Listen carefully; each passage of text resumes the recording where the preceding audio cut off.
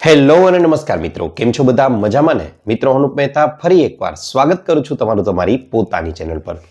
મિત્રો, આપણે લોકો જ્યારે કોઈ સાથે વાત કરીએ છીએ ત્યારે શું એવું બને છે કે કોઈ વ્યક્તિ પોતાનું મોઢું દૂર કરી લે છે આપણા મોઢાની દુર્ગંધના કારણે? ઘણીવાર એવું બને છે કે આપણા દાંત છે તે એકદમ પીળા પડી ગયા છે। ઘણીવાર એવું બને છે કે ઠંડી કે ગરમ વસ્તુ કોઈ પીવામાં આવે તો ત્યારે આપણા દાંતમાં એકદમ દુખાવો થાય છે, દાંતમાં ઝળઝળાટી થાય છે। ઘણીવાર તો એવું પણ બને છે કે દાંતમાંથી કે પેઢામાંથી લોહી પણ નીકળવા માંડ્યું છે। જો તમે લોકો પણ આવી સમસ્યાઓથી પીડાઈ રહ્યા છો અથવા તમારા દાંતમાં કેવિટી એટલે કે કાળા કીડા પડી ગયા છે, જો તમે લોકો પણ આ સમસ્યાનો ભોગ બની રહ્યા છો તો ચોક્કસથી આજનો આ વિડીયો છે તમારા માટે। જી હા મિત્રો, કારણ કે આજના આ વિડીયોમાં દાંતની આવી તમામ પ્રકારની સમસ્યાઓના ઉકેલ રૂપે હું લઈને આવ્યો છું તમારા માટે એક સરળ ઉપાય અને સાથે સાથે એવી 4 થી 5 એવી કુદરતી વસ્તુઓ કે જેનું સેવન નિયમિત રીતે કરવામાં આવે, જેનો ઉપયોગ નિયમિત રીતે કરવામાં આવે તો દાંતની આ તમામ પ્રકારની સમસ્યાઓથી ખૂબ જ સરળતાથી બચી શકાય છે, તેને દૂર કરી શકાય છે। તો ચાલો જરા પણ મોડું ન કરતા શરૂ કરીએ સીધો આજનો વિડીયો। મિત્રો, સૌથી પહેલા તો તમને એ જણાવી દઉં કે તમે જ્યારે પણ કોઈ પણ એવી મીઠી વસ્તુ કે જેમાં સુગર છે, ખાંડ છે, તેને ખાઓ છો ત્યારે બને છે એવું કે આપણા મોંમાં રહેલા જે બેક્ટેરિયા છે તે તેની સાથે ભળી જાય છે અને એસિડનું નિર્માણ કરે છે। હવે એસિડનું નિર્માણ થાય છે એટલે આ એસિડ જે છે તે આપણા આ જે દાંત હોય છે આ દાંતને ઉપર જે પડ રહેલું છે કે જેને આપણે લોકો ઇનેમલ તરીકે ઓળખીએ છીએ, આ ઇનેમલને ધીમે ધીમે ખરાબ કરવા લાગે છે અને પરિણામે દાંતમાં જુદી જુદી સમસ્યાઓ છે તે ઉત્પન્ન થવા લાગે છે। હવે આ માટે આપણે લોકોએ શું કરવું જોઈએ તો પહેલા એ જણાવી દઉં। મિત્રો, આ માટે હું તમને લોકોને સૌથી પહેલા આજે એક એવો પાવડર બનાવતા શીખવવાનો છું કે જેની મદદથી તમને લોકોને દાંતની આવી સમસ્યાઓ રહેતી હોય તો ખૂબ જ સરળતાથી તેની બચી શકાશે। હવે મિત્રો, તમને એ પણ પહેલા જણાવી દઉં કે આ પાવડર એવો છે કે જેનો તમારે લોકોએ લાંબા સમય સુધી ઉપયોગ કરવાનો છે, એટલે કે લગભગ 2 થી 3 મહિના સુધી।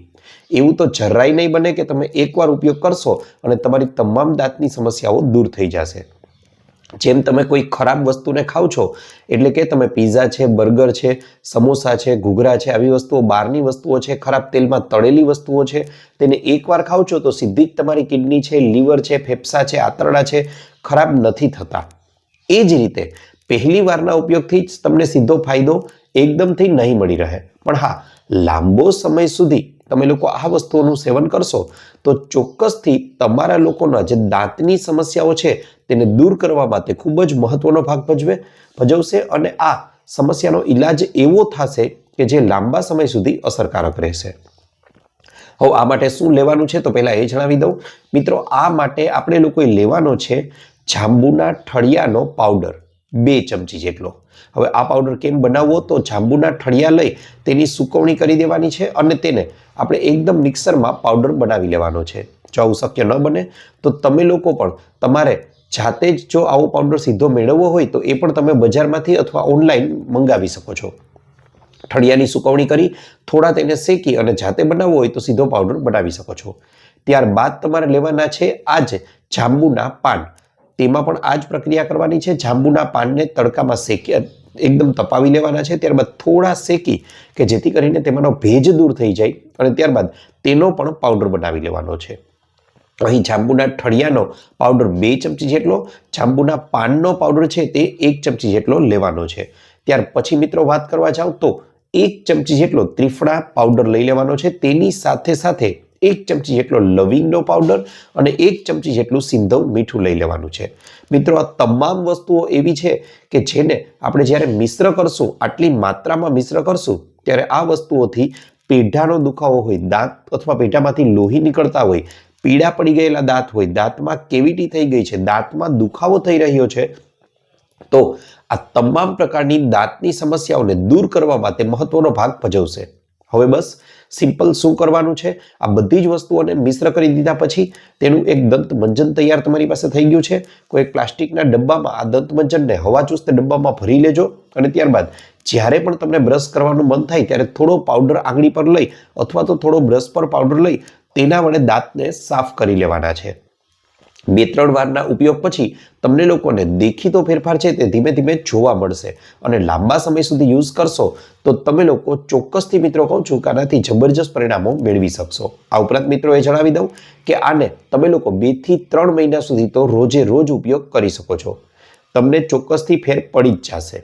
હવે પછી પણ માનો કે તમારો યુઝ કરવાનું મન છે, તમને લોકોને આ પાવડર ઉપયોગ કરવાનું મન થાય છે, તો 2 થી 3 મહિના પછી તમારે લોકોએ આ પાવડરનો ઉપયોગ અઠવાડિયામાં 1 વાર કરવાનો છે.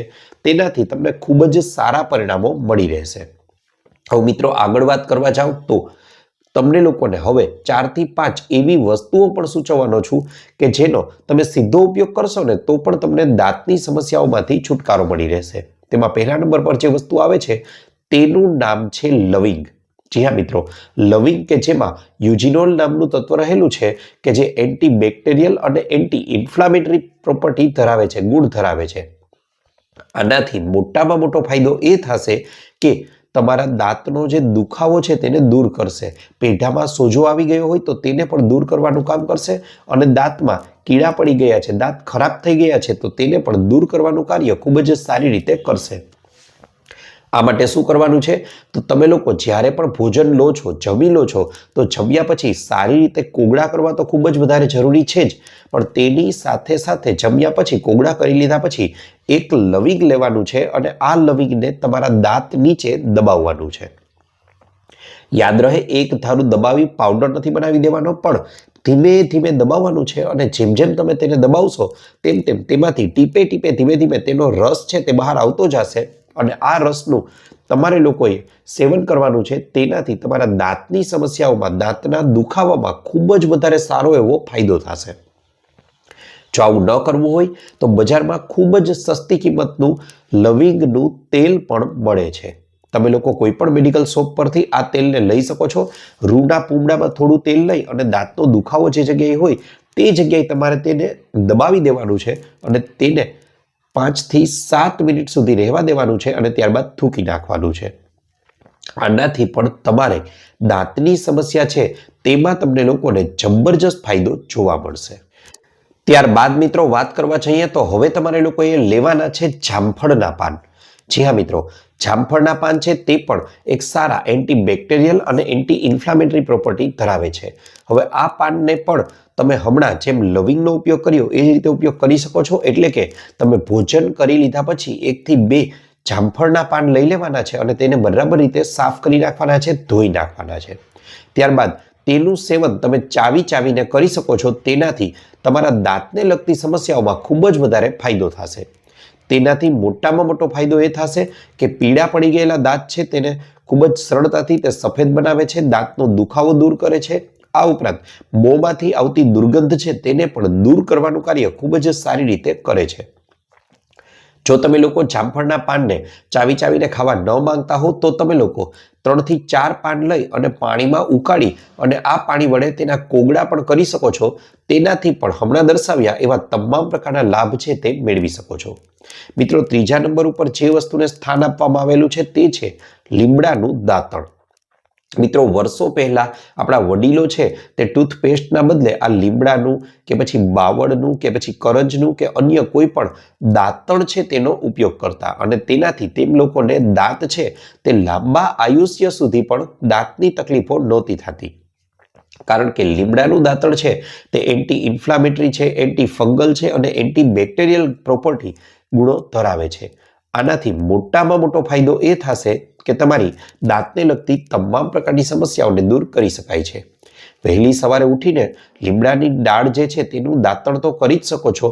સાથે સાથે તમે લોકો જ્યારે પણ ભોજન કરો છો તે પછી પણ લીમડાનું દાંતણ કરવામાં આવે તો તેનાથી સારો એવો ફાયદો મેળવી શકો છો. આ પછી મિત્રો વાત કરવા જાઉં તો ચોથા નંબર ઉપર જે વસ્તુને સ્થાન આપવામાં આવેલું છે તેનું નામ છે તુલસીના પાન. જી હા મિત્રો, તુલસીના પાન છે એ પણ આવા તમામ પ્રકારના ગુણધર્મો ધરાવે છે અને દાંતની તમામ સમસ્યાઓ છે તેને દૂર કરવાનું કાર્ય ખૂબ જ સારી રીતે કરી શકે છે.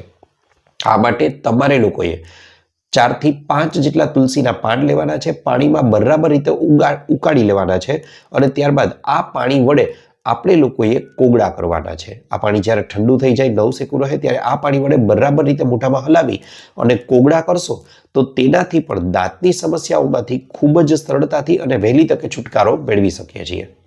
આ ઉપરાંત મિત્રો, દાંતની કેર કરવા માટે તમે જ્યારે પણ કોઈ પણ વસ્તુ ખાવ છો ત્યાર પછી કોગળા કરવાનું ભૂલાવવું ન જ જોઈએ. અને દાંતના ડૉક્ટર પણ જણાવે છે કે તમે લોકો સવારનું બ્રશ કરો છો તેના કરતાં પણ વધારે રાત્રે સૂતા સમય પહેલાંનું બ્રશ છે તે મહત્વનું છે. કારણ કે રાત્રે જે ખોરાક ખાધો છે તેના કણો દાંતમાં ફસાયેલા હોય છે. તેને સાફ કરવા ખૂબ જ જરૂરી છે, નહીંતર આખી રાત તે આપણા દાંતમાં સડે છે. માટે સવાર કરતાં પણ રાત્રિનું બ્રશ છે તે ખૂબ જ વધારે જરૂરી છે. રાત્રિના સમયે દાંતને સાફ કરવા જરૂરી છે અને જ્યારે ભોજન લો ત્યાર પછી કોગળા કરવા જરૂરી છે. મિત્રો, આટલી બાબતોનું ધ્યાન રાખશો ને તો પણ તમારા દાંતની સફાઈ છે તે સારી રીતે થઈ જશે. આ ઉપરાંત મિત્રો, એક એવી નેચરલ વસ્તુ સૂચવું છું કે જેનાથી તમારા દાંત છે તેની કુદરતી સફાઈ થઈ જશે અને તેનું નામ છે સ્ટ્રોબેરી. જી હા મિત્રો, સ્ટ્રોબેરીમાં એક ચોક્કસ પ્રકારનો એવો એસિડ રહેલો છે કે જેને તમે ચાવીને ખાવ છો તો તમારા પીળા દાંત છે તે ધીમે ધીમે આપમેળે જ તેની મસાજ થશે અને તે દાંત છે તે આપમેળે જ સફેદ થવાની શરૂઆત થઈ જશે. માટે સ્ટ્રોબેરીનું સેવન પણ દાંતની સુંદરતા માટે પણ કરી શકો છો. આશા રાખું છું મિત્રો આપને અમારો વિડીયો ગમ્યો હશે. વિડીયો ગમ્યો હોય તો લાઇક કરજો, ચેનલને સબસ્ક્રાઇબ કરજો. આ ઉપરાંત આપને પણ કોઈ હેલ્થ કે બ્યુટી સંબંધિત સમસ્યા હોય તો એ પણ જણાવજો. અમે તેને અનુરૂપ પણ નવા વિડીયો લાવવાનો પૂરતો પ્રયાસ કરીશું. આપનો ખૂબ ખૂબ આભાર.